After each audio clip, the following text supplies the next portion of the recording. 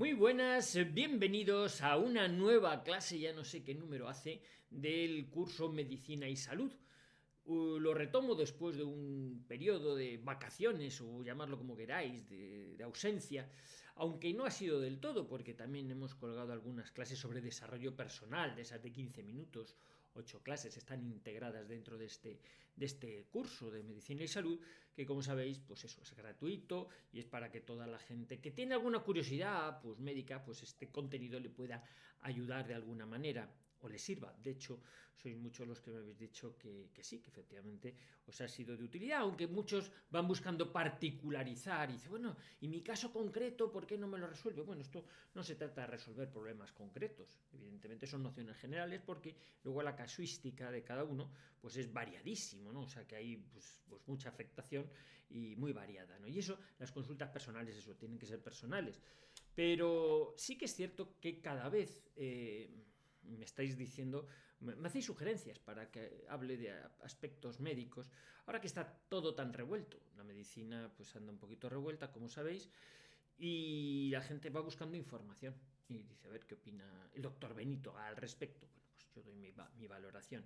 Insisto que mis conocimientos, los que aplico en medicina, los digo siempre, lo dije el otro día en la última charla también que di, conferencia pública, que yo lo que aplico es el 90-95% de lo que aplico es lo que yo aprendí en la carrera de medicina, no aplico nada extraño, ¿no? ¿Y por qué? Pues porque mis pacientes están bastante satisfechos con eso. Y no obstante, indago en otras cosas en las que a lo mejor pues no las aprendí en la carrera, las he aprendido después y veo que al aplicarlas sobre los pacientes, sobre todo sobre aquellos pacientes a los que mis conocimientos no les ayudan del todo, pues esos otros conocimientos nuevos les pueden ser de utilidad. Por supuesto que los aplico. E investigo que puede haber de cierto o de útil en ellos. A lo mejor no averiguo qué es lo que hay de útil, pero por lo menos si empíricamente les funciona, pues claro que sí que se los proporciono o se los sugiero o se los recomiendo. Y luego, como digo siempre, en última instancia, la decisión de qué hacer lo tiene el paciente. Esto lo quiero recalcar una vez más en el contexto este del curso de medicina y salud, que siempre lo digo, porque algunos se incorporarán ahora o no habrían visto los anteriores capítulos. Las clases no son capítulos, clases. Bueno, vamos a intentar mantener el mismo formato de parar cada 10 minutos para tomar un traguito de agua y de manera que la gente, pues si quiere cortarlo, pues lo corta cada 10 minutos. Pero hacerlo en esos 6 bloques, 6 clases de una hora. Bueno, pues voy a intentarlo.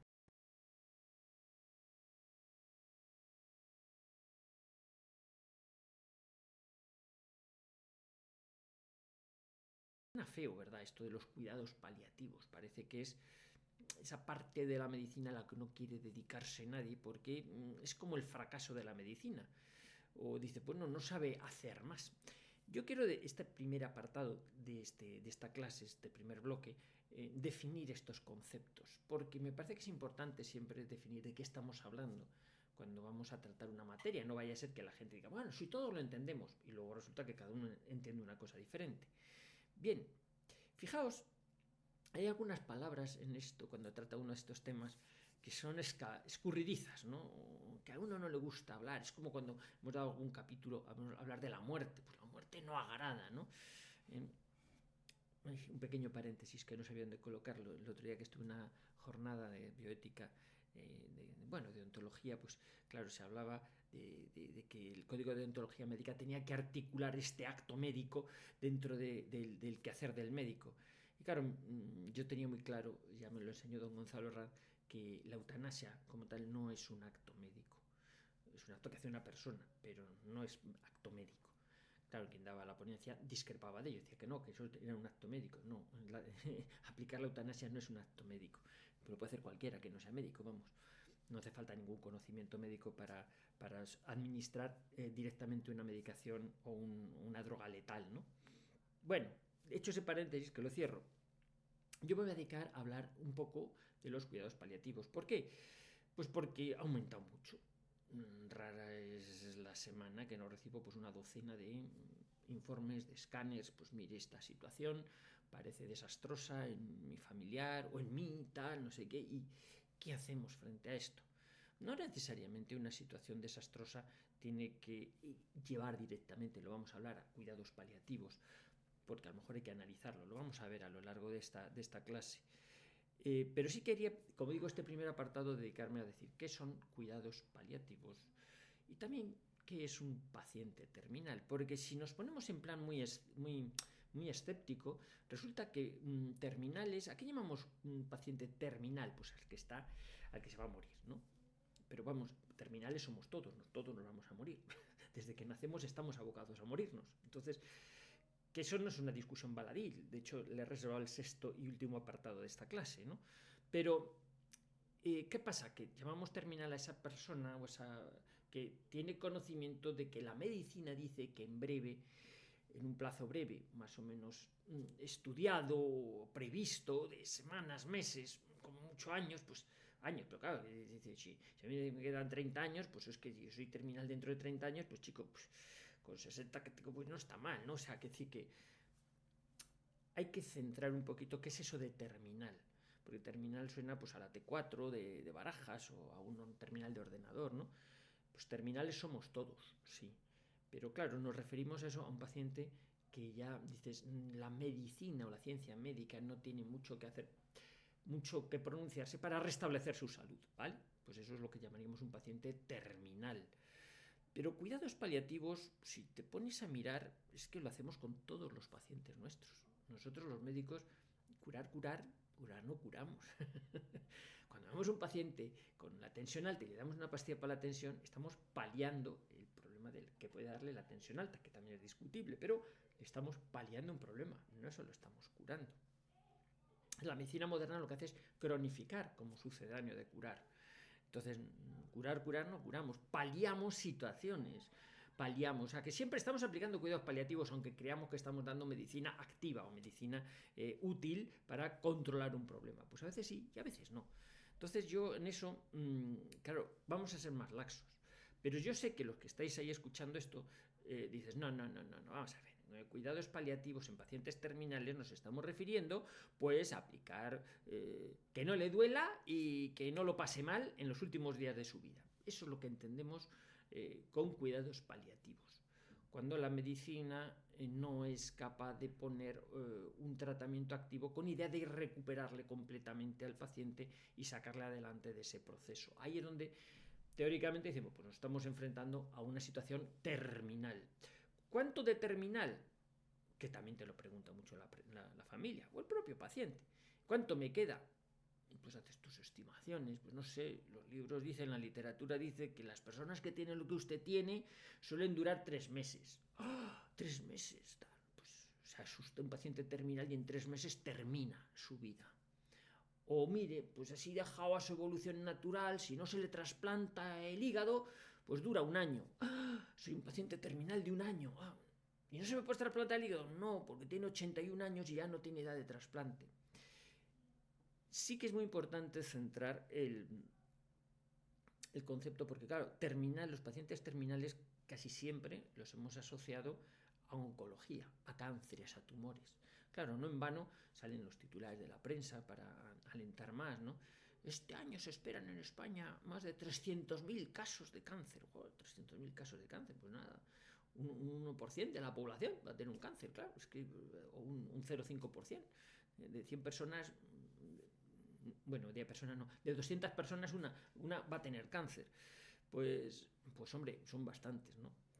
Y esto yo termino este primer bloque recordando cuando vivía con un paciente no, con un estudiante ruso, cuando yo estudiaba en Pamplona, había un estudiante que salía, fue poco antes de la perestroika, y este venía de Rusia a estudiar allá a Pamplona, y decían, ¿sabéis cuántos tipos de rusos hay en Rusia?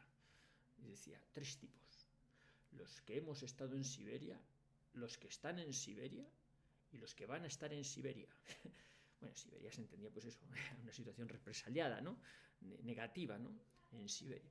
Pues aquí algo parecido, aquí hay 3 tipos de españoles, los que han tenido cáncer, los que tienen cáncer o los que van a tener cáncer. O sea, es algo que no nos vamos a librar prácticamente, sea de forma directa o sea de forma indirecta, con lo cual yo creo que un aspecto importante es luchar contra la hipocondria e intentar dar información útil. Y eso es lo que pretendemos a través de esta clase, dar información útil para la gente que le toque o para familiares que les toquen. vamos a ver qué podemos hacer, cómo podemos afrontar este temido diagnóstico, que ya digo, el que te digan que eres terminal no solamente se aplica al cáncer, lo que pasa es que la gente lo interpreta como que solo es por eso, pero hay muchas enfermedades terminales, degenerativas, neurológicas, el Alzheimer, pues las neurológicas, la ELA, pues fijaros. En fin, hablaremos de ellas porque hablaremos un poquito de cómo enfocar eso en el siguiente apartado, que no sé dónde me he dejado la chuletilla, me había hecho una chuletilla así, y ahora miro la segunda parte, qué es lo que venía. ¡Ay, Dios! Vamos a ver un poco. A ver, ¿dónde? Aquí, ya lo he encontrado, es que tenía aquí. Bueno, el segundo apartado habla de asumir eso, sí, que somos finitos. Esto viene en varios apartados. Primero, daros cuenta de que eso es algo que tenemos muy asumido, ¿no? Dice, enseguida cuando uno tiene uso de razón, enseguida se da cuenta de que la gente se muere. Y dice, ahí va. Y algunos estiman que la madurez o el desarrollo psicológico de las personas viene cuando el niño ya empieza a darse cuenta que los seres humanos somos mortales y que él también es mortal, empieza a tener los miedos a la muerte, a dormirse, porque pues alguien en su entorno se ha muerto y ya ve que lo de morirse no es algo que pasa en las películas, sino que pasa en la realidad, y entonces pierde al abuelito, pierde no sé quién, pierde a alguien, algún ser querido de la familia, algún hermano, a su madre, tal, y entonces dice, caramba, toda la muerte es serio. Y llega. ¿Qué pasa? Que cuando uno es pequeño, joven, pues como pasa con la percepción del tiempo, dice, pues hombre, eso pasa allá, a lo lejos, a lo lejos. Y entonces piensas que es algo que les pasa a otros. Y eso es la postura de los escépticos, ¿no? Tradicionalmente, pues en los estoicos, en la Grecia clásica, ¿no? Pues empleaban aquello, la muerte es algo que mientras estoy vivo no me atañe, ¿eh? Y cuando me he muerto tampoco me atañe, porque ya no me importa, ¿no? Bueno, pues un enfoque de esa naturaleza podríamos adoptar, es decir, como decía el chiste ese de Snoopy, ¿no? Un día nos tendremos que morir, sí, claro, pero el resto de los días no. Entonces, vivir con angustia frente a algo que sabemos que es cierto, pues claro, genera nerviosismo, intranquilidad. Y en la medida que nosotros, mientras nos consideremos sanos, pues podamos darle una vuelta a eso para cuando lleguen las vacas flacas, porque llegarán de forma súbita o de forma tal, pues ir alimentando ese pensamiento de que somos individuos trascendentes. Trascendente que si no somos inmanentes, o sea, no somos solamente de estar aquí, sino que tenemos un más allá. Claro, eso es importante, lo hilaremos, lo voy a dejar para el último apartado, porque es la dimensión, el enfoque espiritual, que ayuda mucho al enfoque paliativo, ayuda mucho, porque evidentemente no es el mismo enfoque que es el mismo palo que se lleva una persona cuando tiene creencias que cuando no las tiene. Bueno, de hecho, algunos normal materialistas a lo mejor lo que tienen creencia es en la ciencia. Y entonces, claro, toda su creencia en la ciencia se derrumba cuando le dicen la ciencia que no sabe qué hacer con él en esa situación en la que tiene ese problema tan gordo. Que, bueno, pues, como digo, un problema degenerativo, un problema tumoral que es devastador y que la ciencia médica no sabe cómo hacer frente a ello. Claro, estamos asistiendo, como decía, a una avalancha. Sí, está muy gastada esa palabra, no me gusta, pero bueno, un incremento grande de noticias onerosas por todas partes. O sea, no hace falta que pongamos televisión o veamos redes sociales o lo que sea, es que en nuestro entorno lo vemos. Noticias luctuosas entendiendo como tal, pues hombre, el conocimiento de que alguien está en un proceso desagradable que los médicos tildan de terminal o de difícil curación o de mire no sé qué hacer o lo que yo sabía hacer en su caso esto no está funcionando, no sabemos por dónde tirar y frente al no saber por dónde tirar pues andamos todos despistados. Bueno, quizá la ciencia, la investigación, me meto en un proyecto de investigación, un desarrollo tal. Bueno, estamos sirviendo más de conejillos de indias que nunca para este tipo de proyectos de investigación porque las medicinas o los remedios que estábamos aplicando para las enfermedades que teníamos pues no están funcionando o no funcionan todo lo bien que nos gustaría o están apareciendo nuevos procesos que no conocíamos y frente a los cuales no sabemos cómo hacerles frente. Qué duda cabe que todo eso conjunto genera desconcierto. Y entonces dices, bueno, pues, ¿qué hago yo en estas circunstancias? porque cuando llega el problema, pues a uno, claro, más o menos ha visto que ha pasado en otros sitios. Y como he dicho, unos han estado en Siberia, otros van a estar y otros, en fin, están ahora. Hay gente que estará viendo esto y que tiene algún familiar o él mismo está en una situación en la que le han dicho: es usted un paciente terminal, no sabemos qué hacer con usted. Está en el último ciclo que le podamos dar de la quimio, que sabemos que funciona, pero si no funciona ya nos cruzamos de brazos porque se nos han acabado los cartuchos, ya no sabemos qué más hacer. Y claro, dice, entonces me desahucian, esa palabra, me desahucian, esa palabra que no le gusta oír a nadie, me va a dejar usted a mí, a mi suerte. Es ahí donde nos encontramos con nosotros mismos, no como individuo en sociedad, sino que estás solo. Y por eso en esos momentos más que nunca es importante el apoyo social o familiar que se pueda tener, porque eso contribuye enormemente a la calidad de los cuidados paliativos. Es decir, no es lo mismo afrontarlo en soledad que bien acompañado.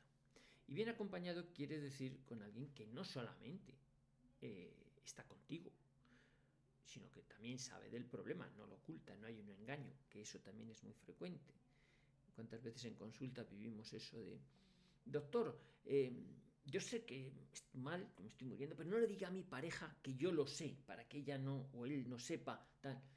Y luego la pareja: doctor, yo sé que se está, pero no le diga que yo sé que se está, porque entonces es mucho peor. Entonces, o sea, es un engaño, como jugar al ratón y al gato, si los dos lo saben, pero no lo hablan, los dos o toda la familia. Es decir, es una situación en la que se ve que hay una situación terminal y sin embargo no hay un reconocimiento de la situación, no hay una ocultación.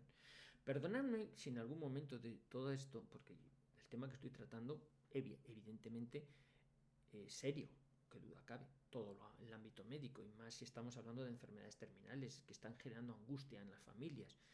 Pero lo sabéis por las otras clases que he dado, yo intento darles siempre un enfoque positivo. No es que me esté riendo, ni mucho menos, de una situación dramática, porque a algunos sé que le puede molestar. Joder, ¿con qué desenfado a hablar el doctor de estas cosas? Pues es un drama, es una tragedia. Sí, claro que lo es.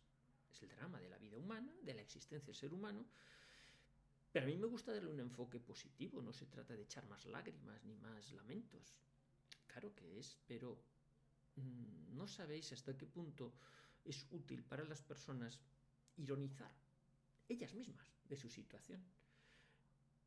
Porque eso es un revulsivo importante también para potenciar el enfoque de la vida, e incluso algunos hablan hasta potenciar el sistema inmunológico, el sentido del humor, en lugar de estar enfrascándose en que, bueno, dándose vueltas al ombligo, de que esto es un drama, que esto es un drama. Entonces, junto con lo de asumir que somos finitos, que somos acabados, el saber encontrarle el lado positivo dentro de lo trágico a esa situación ayuda mucho a encajar el golpe, a encajar el palo, porque lo es un palo. Es un palo porque te dice: ¿te acuerdas que tú ya reflexionaste una vez cuando eras joven de que la gente se moría? Ahora te toca.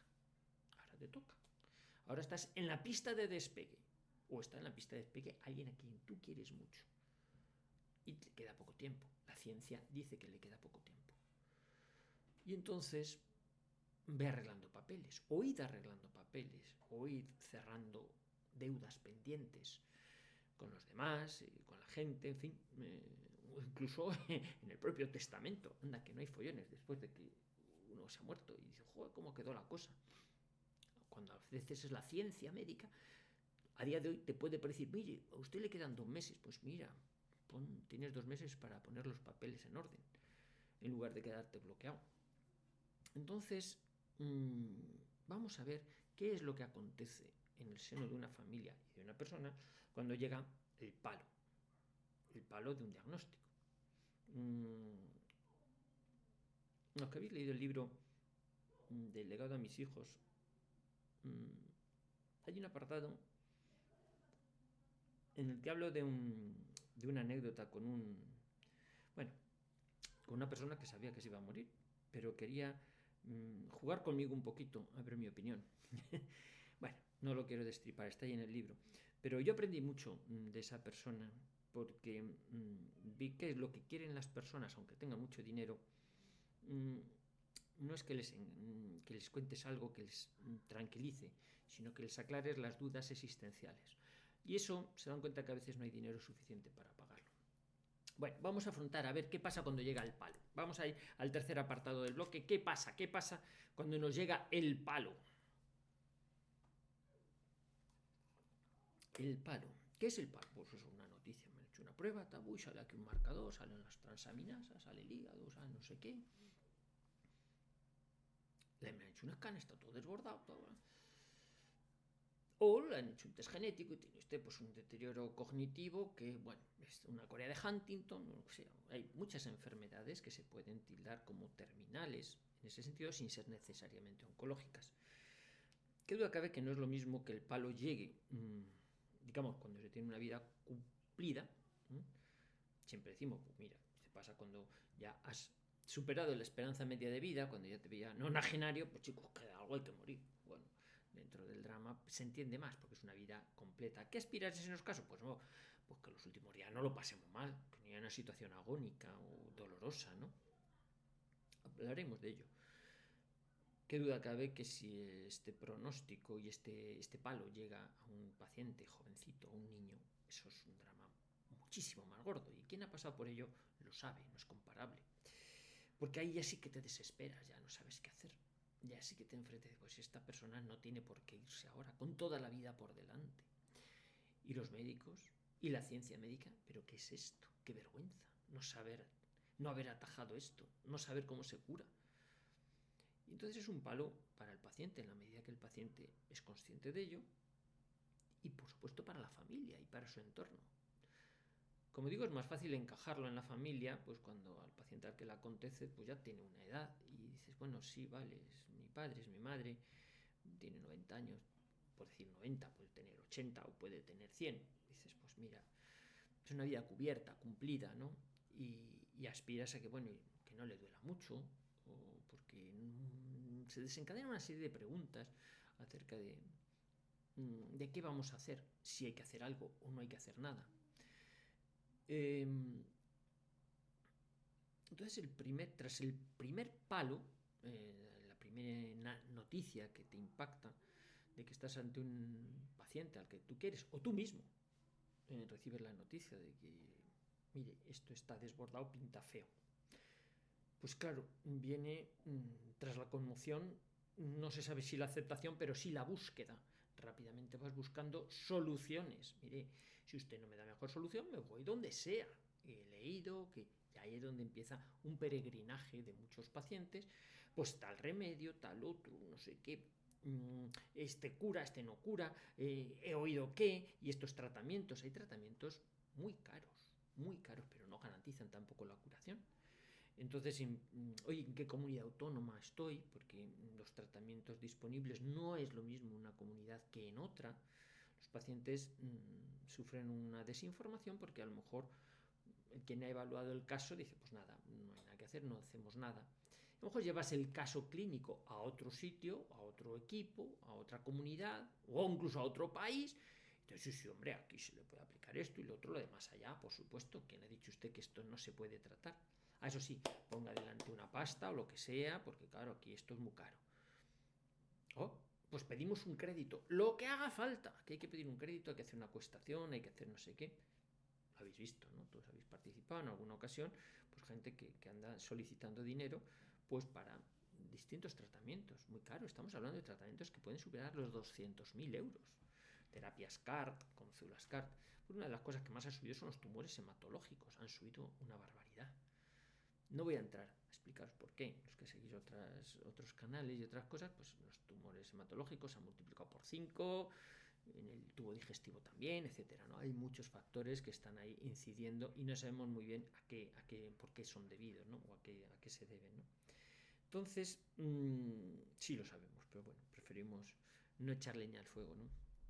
Pero yo lo que quería deciros es que hay un colectivo de gente que va buscando y se mete pues, a veces a cosas carísimas, en muchos sitios, porque van a la desesperada.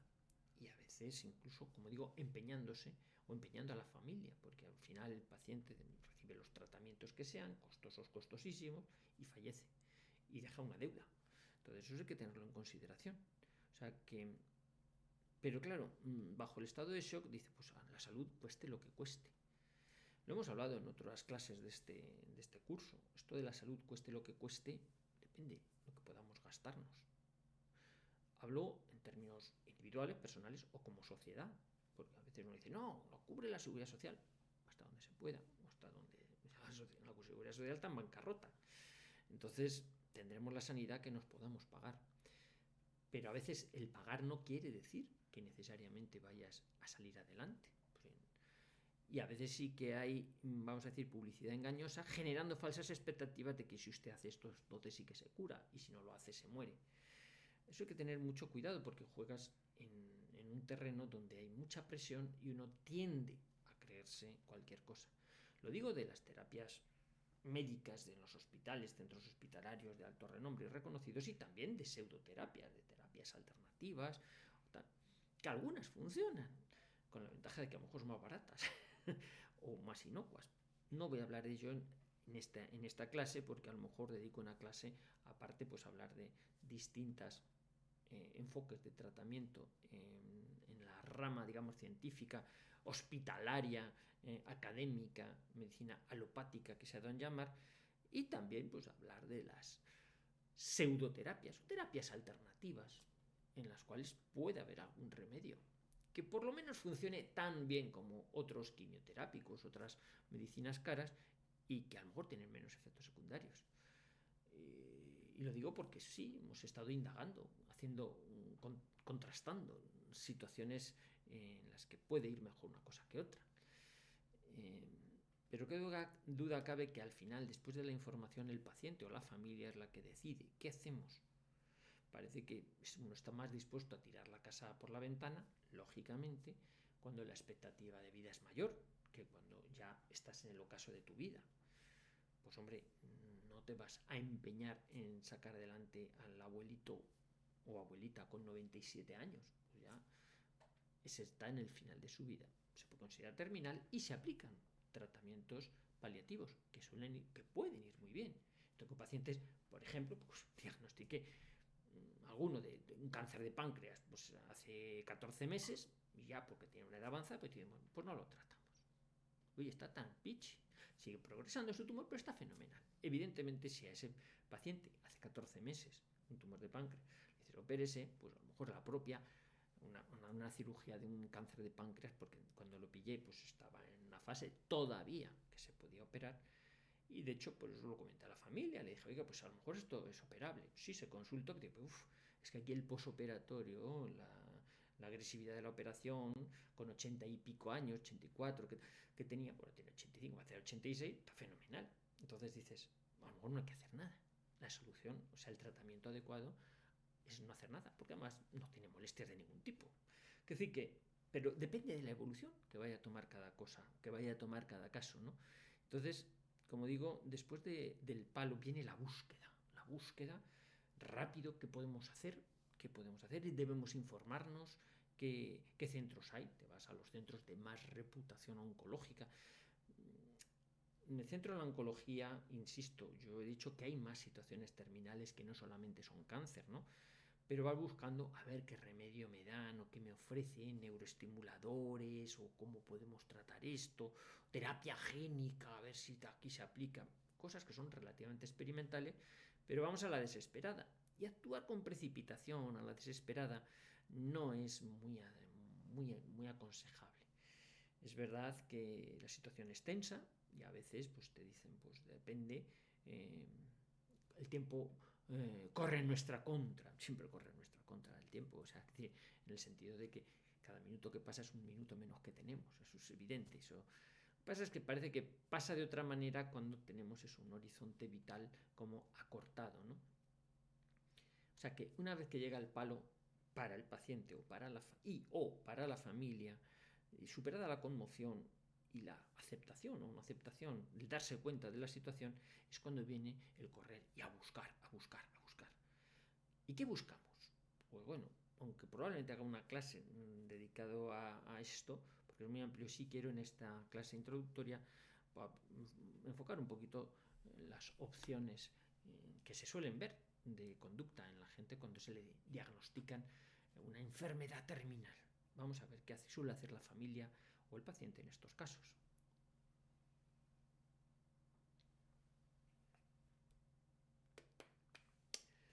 ¡Ay! Que tengo ahí la chuleta, no creéis que me lo voy inventando. En esta cuarta parte de la clase nos enfocamos un poquito en las opciones. Como digo, hay gente que rápidamente pues, se pone en contacto con algún centro oncológico de prestigio, que hay muchos, pregunta, pues le preguntan, ¿tiene usted compañía de seguros? A veces tienes, a veces no. A veces tienes, pero la compañía no lo cubre. Ese tipo de tratamientos están excluidos porque suelen ser caros. O sí te cubre parcialmente, pero no todo. Entonces usted paga una parte, que puede ser el 80%, pues el 20%, depende de qué tipo de tratamiento estamos hablando. Preguntas, opciones, pues mire, se trataría de esto, del otro, esto va en estos ciclos así, se estandariza, la quimio, la radio, o vamos a plantear una cirugía radical, o con quimioterapia intracavitaria, o bueno, con células CAR, o vamos a hacer un trasplante de médula ósea. En fin, te metes en una serie de técnicas que ya te dan cierto miedo, pero porque son de una cierta envergadura y con un cierto coste.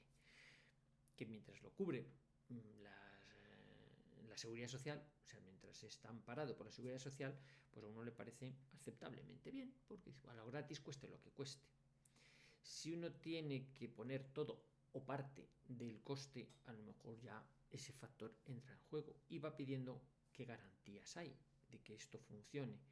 Y ahí es donde a veces los médicos tenemos que ser honestos y decir, mire, pues se ve que esto funciona hasta cierto punto, prolonga la esperanza media de vida. Y dices, ¿y con qué calidad? Bueno, eso ya no te lo dicen. Pues mira, en lugar de morirse dentro de un año, se va a morir dentro de 15 meses. Pero a lo mejor va a estar todos los días viniendo, todos los días no, cada 2 o 3 semanas a ponerse quimioterapia. Y uno dice, joder, pues realmente para ganar 3 meses más y efectos secundarios y tal, y los inconvenientes de venir a pincharse y todas estas cosas, pasar 6, 8 horas en el hospital de día, no sé. Pero claro, uno se agarra a un clavo ardiendo porque siempre vas buscando lo que se llama la opción milagro. La opción milagro, técnica en medicina, pues podríamos definirla como, bueno, esa que se escapa a lo que la ciencia pronostica. Y pues esto, según la ciencia, nos dice que usted tendría que, bueno, pacientes con este tipo de cosas, pues nos duran 2 años, porque suelen rebrotar y luego ya no hay manera de pararlo. Bueno, pues 2 años, bueno, tal, y mucho parece. Esos pacientes propiamente no los llamamos paliativos. ¿Por qué? Porque están recibiendo un tratamiento activo. Se le está dando un tratamiento que se llama activo porque vas buscando disminuir la actividad del proceso, sea tumoral, sea degenerativo, y vamos a ver si lo frenamos, vamos a ver si lo controlamos, vamos a ver si hacemos que esto no se manifieste, o que se quede congelado, no corra, o se queda parado. Y entonces optas por distintos tratamientos, inmunoterapia, quimio, radio, en fin, tratamientos experimentales, que a veces pues, enrolan a gente pues, para seguir investigando. A ver si ahora en lugar de dando 4 quimioterápicos más un inmunosupresor, más un inmunomodulador, conseguimos ya con 6 medicamentos lo que no hemos conseguido con 4. Y parece que sí, parece que quieren vivir un año, un mes más si se les da esto. Bueno, a veces los avances en ese sentido son tremendamente efímeros, pero se intentan, porque como dicen en medicina, si no se ensaya no se sabe.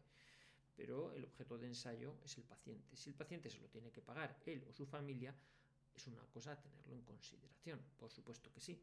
Si resulta que, o bien el paciente, que también los hay, es tremendamente adinerado en el sentido de que, bueno, pues oye, yo soy rico y conmigo lo que haga falta. Que gasten lo que haga falta. O sea, que no voy a dejar en la ruina a mi familia. Pero ojo, que es que, o sea, yo he conocido gente, cuando estaba en una clínica universitaria de Navarra, gente fortunas, gente que tenía mucha pasta y gente que se arruinó por los tratamientos, que los tratamientos pueden ser carísimos. Pues sobre todo si, como en un caso que me acuerdo, pues acontecían en varios familiares de esa persona, con lo cual dice, por mucho capital, mucha renta que uno tenga, pues se funde, ¿no? Y eso hay que tenerlo en consideración, porque, como decía, no es la salud a cualquier precio, ¿no? Claro, pero cuando uno recibe una noticia de ese tipo, se informa, como hemos dicho en el apartado anterior, va en búsqueda de alternativas. Oye, hemos llegado a tiempo, no hemos llegado a tiempo, esto, la ciencia, ¿qué es lo que dice? Espera, a ver qué lo dice en este otro servicio médico, a ver, manda el informe a tal, más o menos dice lo mismo. No, aquí parece que ofrecen algo distinto, es lo mismo, pero pagándolo nosotros, tal. Y también indagan en medicinas alternativas, se van al chamanismo. A mí no me parece malo en el sentido de que gente a la desesperada va buscando la solución donde quiera que la haya o se la ofrezcan. Pero igual que hay que abrir los ojos para ver qué te venden en la medicina de los hospitales, hay que abrir los ojos también en las medicinas alternativas. Porque ahí se juega más con la parte emocional y el estado anímico. Sí, que también funciona. Es que también se ve que si a una persona la tratas con cariño, va mejor que si la tratas sin cariño. No estás haciendo nada más. Aplicándole lo mismo, o aplicándole el mismo veneno o el mismo agua destilada. Da igual. Pero el factor humano también, empático, también juega. Claro, tienes que ver qué parte hay de útil y qué parte no hay, no funciona. Y el coste que te está suponiendo, no solo coste de dinero, sino coste de viajes, desplazamientos, movilizar a la familia o ingresos. Eso tenerlo en consideración también, porque a veces dices, oye, no merece la pena, ¿no? Para el poco beneficio que experimento, pues tanto tejemaneje. Y eso hay que entrar a debatirlo, ¿no? Yo, por distintas razones personales, familiares y también por mis pacientes, sí he estado indagando en diversas terapias que no había estudiado en la carrera y que se ofrecen como prometedoras y como curativas y tal. No he visto que haya milagros en ese sentido. Sí he visto herramientas que pueden tener una cierta utilidad para mejorar la calidad, disminuir un poquito la progresión, en algunos casos, no en todos, pero lo cierto es que todos los pacientes se mueren.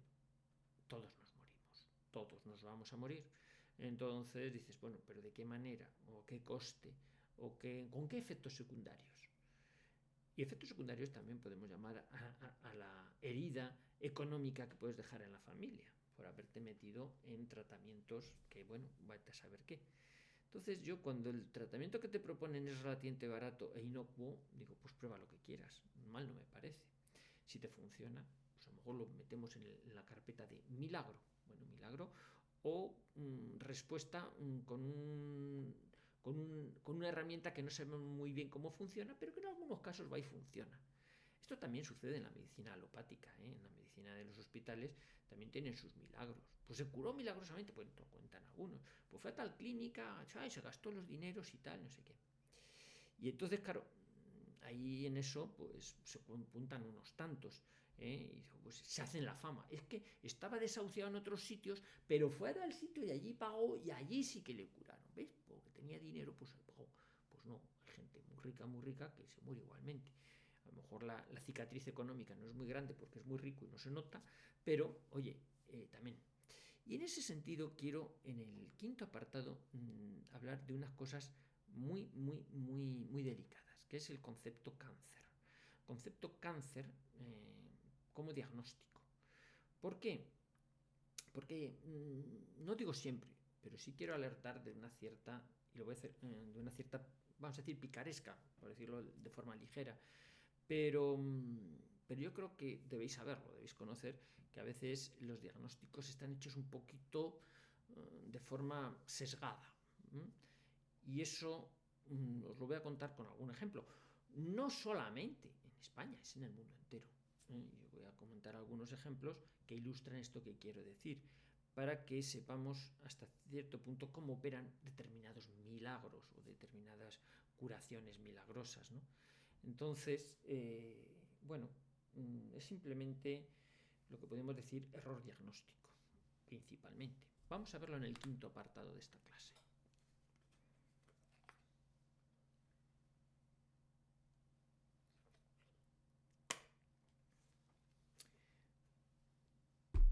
Los cuidados paliativos son para los que hay algo que paliar, cuando hay algo que tratar. Si no hace falta paliar nada, pues no hace falta más que querer a las personas, que es lo que más necesitados estamos. Y por eso, pues hace falta, como hablaremos, un buen soporte familiar, que también es algo que escasea mucho más que el dinero, el soporte familiar. Bueno, pero quería haceros, terminado el apartado anterior, diciendo que, ojo, que a veces el diagnóstico de cáncer no está el diagnóstico de cáncer. O dicho de otra manera. Bueno, os voy a contar. Por ejemplo, ¿sabéis que Japón, en Asia, pues hay, cuando uno estudia epidemiología, siempre vemos que, por ejemplo, el cáncer gástrico, que es algo de mi especialidad, tiene alta incidencia en Asia y sobre todo en la zona de Japón. Y Japón, pues además, curiosamente, cuando tiene alta incidencia de cáncer gástrico, tiene una alta eficacia en la curación del cáncer gástrico, como que están muy avezados en ello. Claro, cuando se han hecho algunos estudios de por qué hay tanto cáncer gástrico allí, y pues bueno, se afectan que si los pescados ahumados, que si el arroz, que si la genética, que en fin, varios factores que se han involucrado. Pero una cosa que llamó la atención ya hace tiempo es que ellos actúan muy precozmente sobre los estómagos y los quitan cuando hay cáncer gástrico precoz, cuando es muy, muy precoz. Muy precoz quiere decir tan precoz que muchos patólogos europeos no lo consideran cáncer. ¿Entendéis por dónde voy?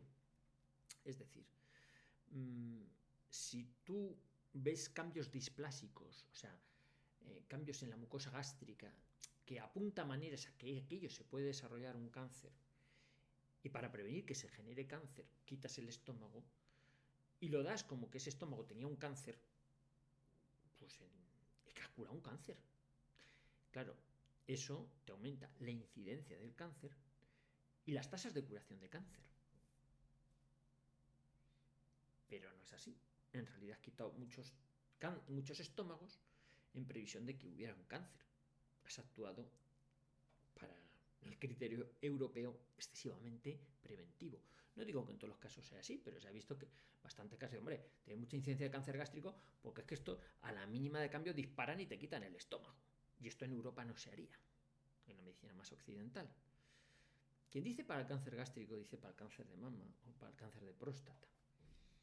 Y es cierto que a veces haces revisión, pues no sé, de la serie de Don Fulano, Don Mengano, o el equipo tal, que tiene una alta tasa de curación de los cánceres de tal y de no sé qué, no sé cuántos, pues porque no ha quitado muchos cánceres. Os ha quitado, cuando se ha hecho una extirpación de órgano, cuando a lo mejor pues había displasia, pero no había cáncer. Entonces se cuelga la medalla de que ha quitado un cáncer cuando a lo mejor no lo había. Insisto que no siempre, no en todos los casos tiene por qué ser así, pero cuando hace un análisis de la reputación de determinados centros que son, realmente lo que tú ves son cánceres. A veces los centros de segunda opinión o tercera opinión sí que reciben ya cosas que están contrastadas por otro sitio, o sea, son verdaderos tumores o lo que sea. Pero a lo mejor en otro sitio le dicen, bueno, pues yo tengo una alta tasa de curación porque fíjate, todo lo quito precozmente, como cuando de la moda, parece que hace ahí un poquito, ¿no? De las mujeres quitarles el pecho por si les daba cáncer de pecho, por las mutaciones del gen BCLR, todo esto. En fin, varias mutaciones en el genoma. Esto puede predisponer a desarrollar un cáncer. Ah, pues es así, me quito los pechos por si acaso. Y así ya, eso lo consideras un cáncer de pecho quitado y curado, porque esa mujer no va a tener cáncer de pecho porque se lo ha quitado, o es simplemente una amputación preventiva exagerada. Y quien dice de pecho, dice tal y tal. A mí que me quiten todo porque me han generado una cancerofobia, que me lo quiten todo, todo me lo quiten, y así no se me degenera en nada. Pues cuidado, hay que tener cuidado porque a veces el miedo excesivo lleva también a tomar determinaciones demasiado precoces, ¿no? Es el paréntesis que quería hacer respecto al diagnóstico. Los diagnósticos excesivos, ¿no? Y con esto generas una cancerofobia. como digo, a veces mirando las mismas muestras, las mismas biopsias, distintos patólogos, pues uno le parece que sí y otro le parece que no. Hay otra vez que es muy claro, todos coincidimos y dicen, pues esto es impepinable, esto es que sí. Pero hay veces que están en el borderline, en la zona de penumbra, donde unos pues son más agresivos y otros menos.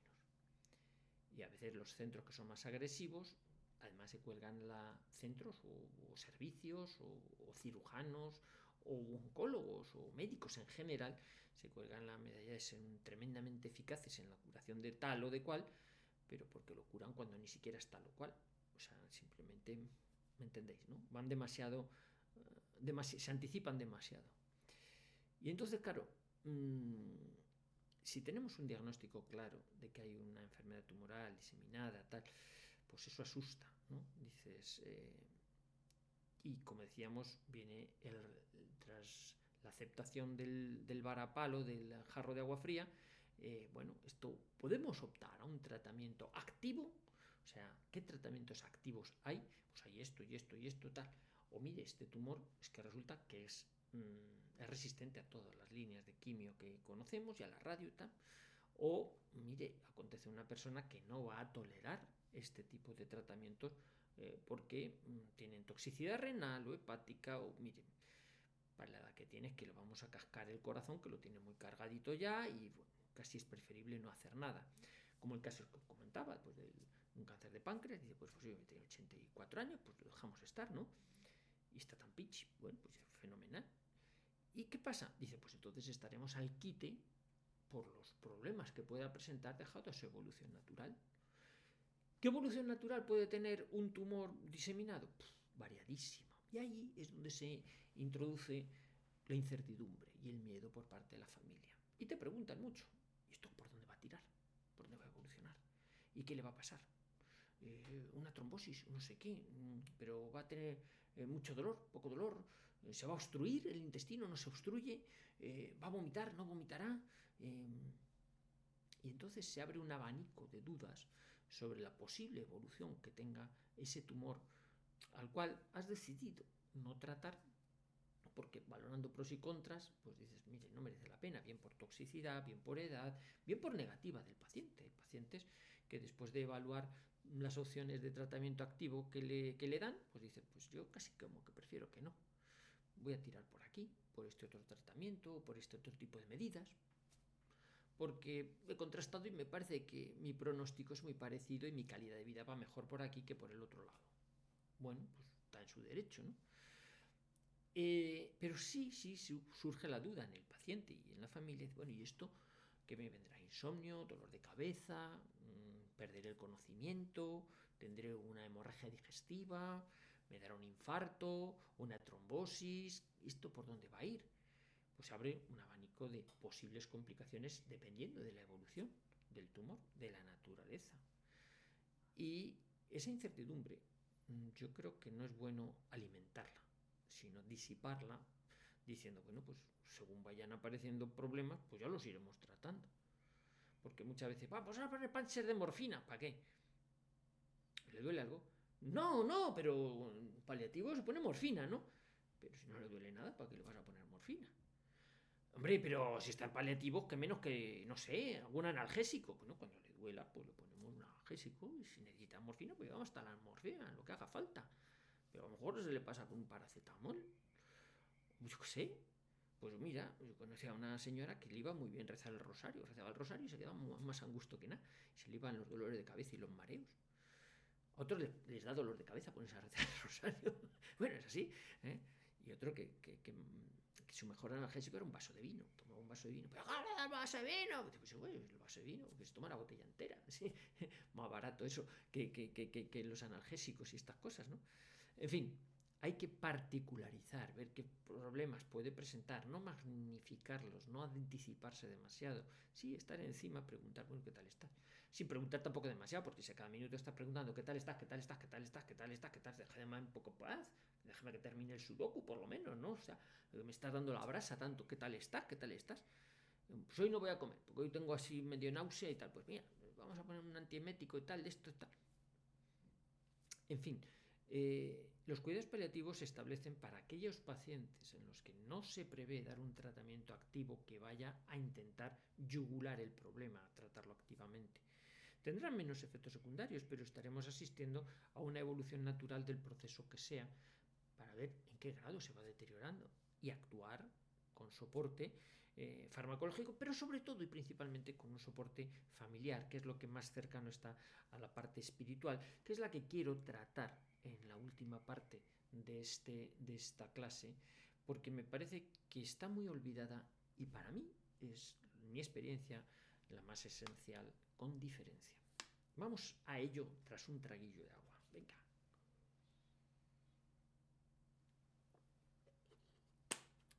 Bueno, que nos morimos, todos nos morimos. Atención. ¿Qué pasa? Que lo que te fastidia es que te digan, pues paso mañana. ¡Ay, Dios! Paso mañana me va a venir mal. Me viene mal paso mañana. Porque, oye, es que si me queda la hipoteca todavía. Con la hipoteca. Pues ¿por qué te crees que has hecho un seguro de vida cuando te hiciste la hipoteca? Pues porque la podías cascar.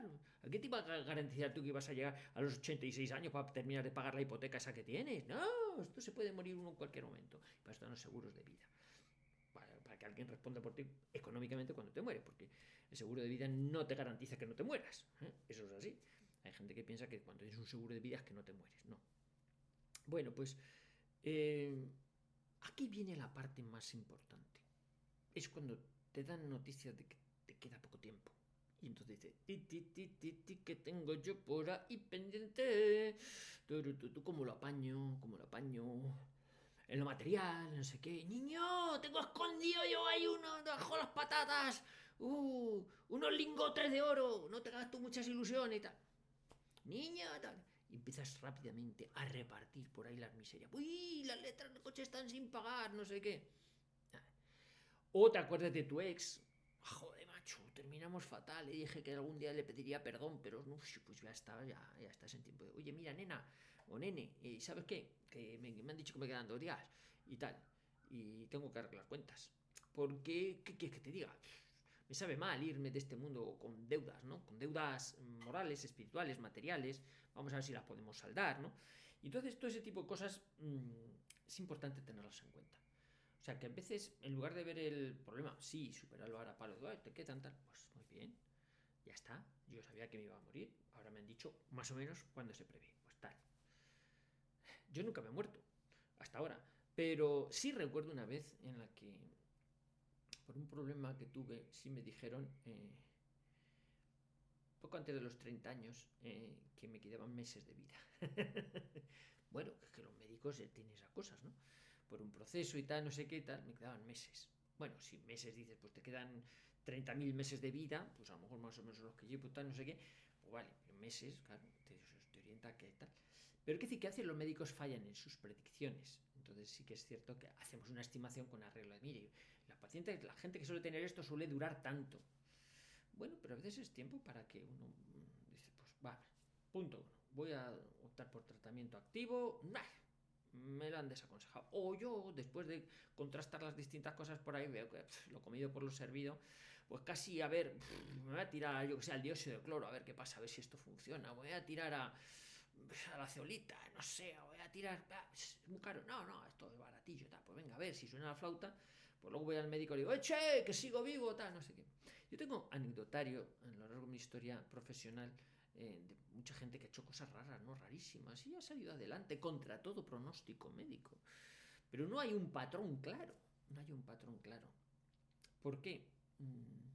Porque me he encontrado cánceres gástricos, por ejemplo, ya que he hablado de ellos, que tienen fama de ser pues muy agresivos y que cuando recidivan pues no hay, o sea, se reproducen, no hay manera de pararlos y tal. Y veías gente, o he tenido casos de gente pues eso, que ha tenido cánceres que ya a lo mejor se han operado, pero, me acuerdo de uno que ni se operó siquiera, pero le dijeron cáncer tal, o te operas tal, y ahí estaba tan ricamente, pasados unos años. Curaciones espontáneas que hizo tal, yo le pregunto, ¿qué has hecho? Pues se fue al Tíbet, se fue al Tíbet. Otro que le vi, pues pero en el Tíbet no hizo nada de particular, estuvo con los monjes haciendo un poquito de no sé. Pero vamos, otros van al Tíbet y se mueren, o sea que no es que sea, te vas al Tíbet y allí se cura todo, ¿no? Y la mayoría, vamos, pues los tibetanos también se mueren, ¿eh? Otro que todo diseminado, y dices, bueno, ¿y ahora qué?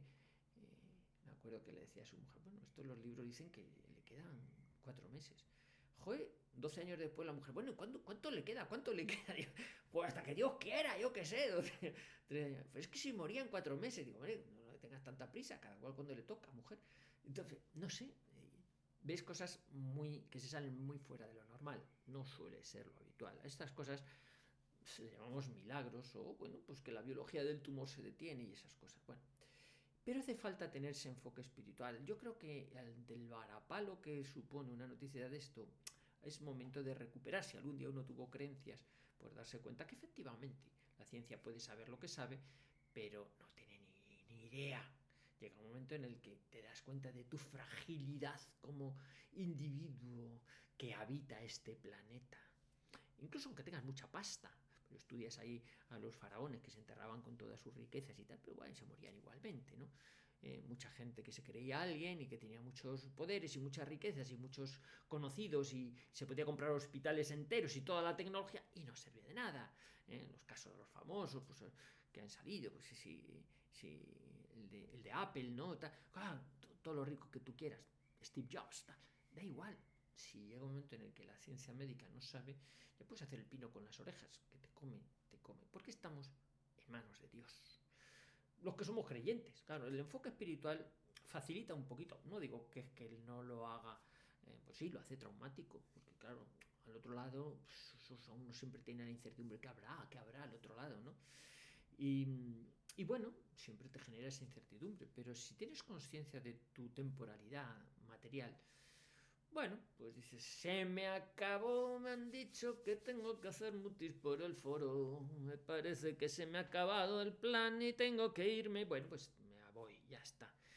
Pero como digo, aprovechar eso para no ser demasiado oneroso al resto de la gente, intentar hacerle la vida agradable a los demás, resarcir las deudas que uno tenga por ahí pendiente, de lo que haya podido hacer mal y todas esas cosas. Yo creo que eso es importante. En la medida que uno logra ponerse a bien con la naturaleza, con los demás, con Dios, bueno, esa paz espiritual también redunda en bienestar, en bienestar. Yo no entiendo que a día de hoy, en pleno siglo XXI, un paciente en situación terminal tenga que morir de forma agónica, entre dolores o ahogos. Cuando eso sucede, alguien está haciendo mal las cosas. No estoy hablando evidentemente de eutanasia, pero es que existe una farmacología, una farmacopea impresionante para poder tratar dolores y síntomas que el paciente pueda tener que le hagan desagradable, dolorosos, intolerable el sufrimiento físico. No así el sufrimiento psíquico. El sufrimiento psíquico va más en la línea de ese sé que me voy y el mundo va a seguir sin mí. Serán desgraciados. O sea, el mundo, o sea, yo ya no estoy y esto sigue funcionando.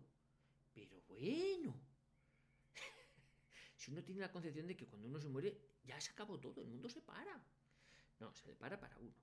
Pero todo lo demás sigue. No se desquicia al mundo porque uno falte. Entonces, en el enfoque espiritual, lo que hace falta, desde mi punto de vista, es la concepción de que uno es un elemento más de la historia de la humanidad. Que si cree en un Dios providente, sabe que uno ha venido aquí pues, para cumplir un papel y lo hace mutis por el foro, da gracias a los que le han acompañado en el itinerario de la vida y procura hacerles la vida agradable y resolver en la medida de lo posible ese desastre que surge después de que uno falta, que se llama herencia, dejar los palos bien atados. Porque por muy bien atados que creas que los has dejado, en cuanto fallece el que fallece, se forma un guirigay de 3 pares de narices. Porque no quedó tan claro como supuestamente creía. Entonces, el atar esos cabos, al mismo tiempo que uno tiene aquietadas sus molestias, sus sufrimientos, sus náuseas, sus dolores, sus insomnios, todo eso se puede tratar muy eficazmente. Sí, con cuidados paliativos. Domiciliarios u hospitalarios.